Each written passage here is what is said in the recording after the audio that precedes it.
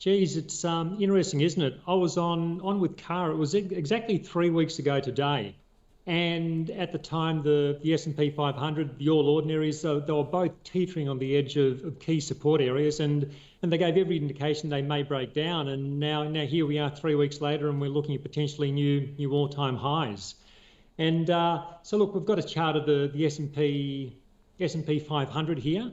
And look, what I've done on this chart is it's quite interesting. So I've highlighted you can see the green circle in that chart. So that's where we were when I was on 3 weeks ago. And the key message that came out of that appearance was that there was no evidence that there was a major top in place. Yes, we're getting a pullback, but there's no evidence of that major top.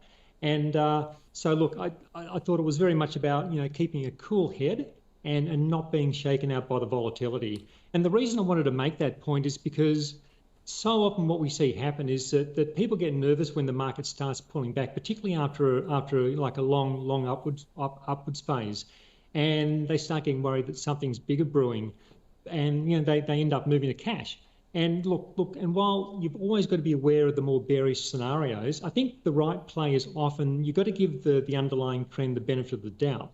And that's been the case, at least so far, in this situation. I still think this is the case of being very stock specific in what you're looking at. Like some stocks and sectors are doing well while others aren't. And this is where momentum comes in. We use momentum to sort of like find the areas which are doing well and worth considering, and finding the ones to stay away from. And I think there's also a bit of rotation going on. We can talk a bit more about that later on.